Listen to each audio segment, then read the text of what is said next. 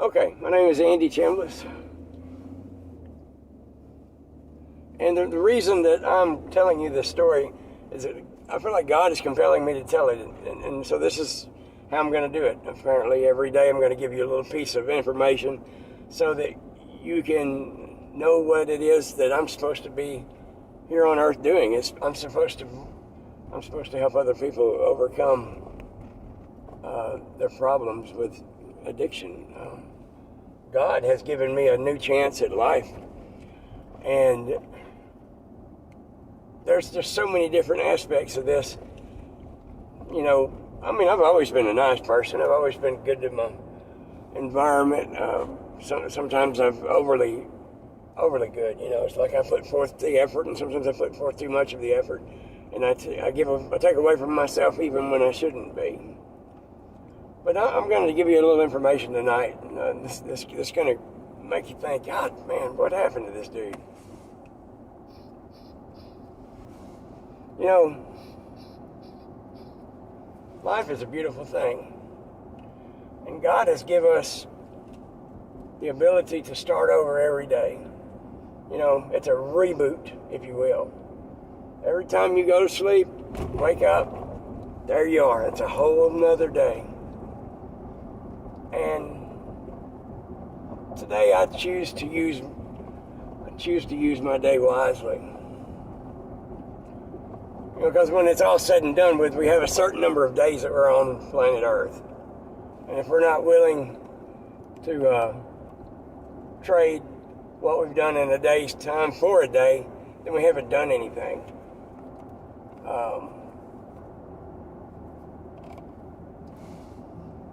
Thank you for my family. Thank you for loving me and understanding where I'm at in my recovery. Thank you for giving me the ability to live until I die. You know, I have a heart with 15 to 20% of the ejection fraction, and then my heart is damaged from, number one, use of methamphetamine for years. And that's the storyboard here. That's what we're telling them about. It's my life after meth. But sometimes I don't know how to lead into it. And so I just give you bits and pieces to let you know that I know that God's telling me I'm doing the right thing. Today is January 21st, the day after my wife's birthday. I just dropped her off to do some more babysitting with her daughter. Her daughter had a new baby. And so she's helping out by, you know, babysitting and taking care of the youngin'. And she's got a 4-year-old who also needs attending to. And so my wife has gone away for a week at a time, and it gives me the opportunity to reflect without causing problems. I can talk openly and say, hey, you know, I did this or I did that. Okay, so tonight I want to get off into a story. I've always been a dumpster diver, and my mom used to take me when I was a kid on Saturday morning. We would go to the local junkyards or what they called people would throw stuff out, and it would just be like an open area where you back your truck up and throw stuff. And it was not uncommon for us to bring home a carload of stuff, okay? But it was always cool stuff, or I thought it was cool. Or it would mimic the act of being as a toy or whatever. And at the time, you know, that's all fine and good. It was fun. But as I grew up, I become a keeper of things. I'm not going to say a hoarder, because I really wasn't a hoarder until my house burned. And my house was slim full of stuff, don't get me wrong. And very seldom did I turn down free stuff. I always brought it home, whatever it was.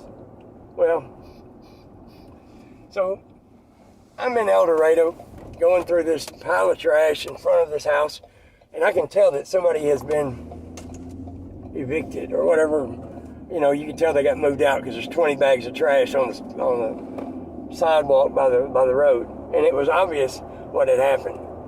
And instead of bringing all these bags home, because you get like bed bugs and stuff like that from them, I would open the bag up, untie it, look in it, see if there's anything I liked or wanted. And if it was a good bag, didn't have just straight trash in it, I'd put it in a car.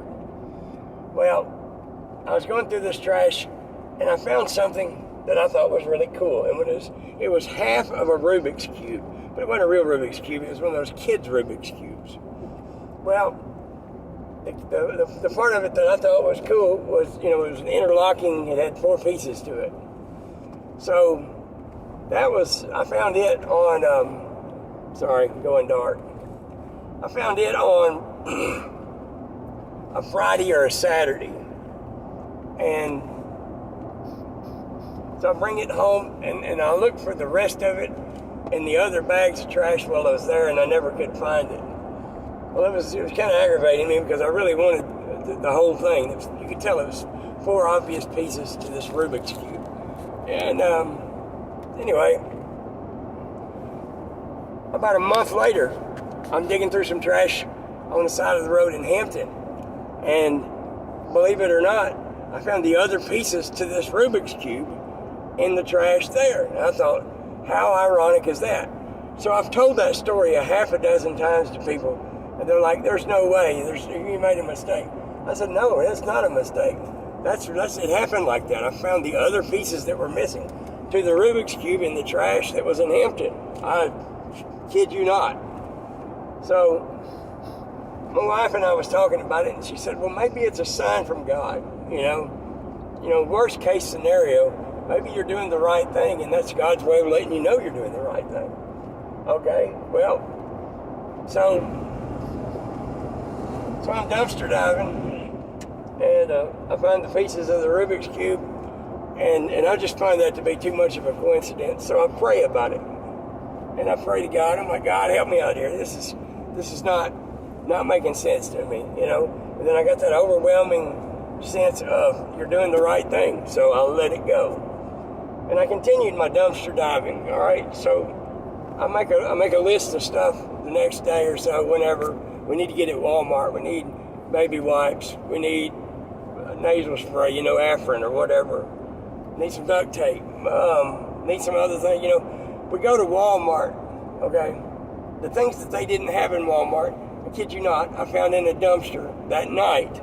Okay, 30 miles away in a different dumpster, a different town. There's no way anybody could have known except God. So that was God's way of telling me I'm doing the right thing,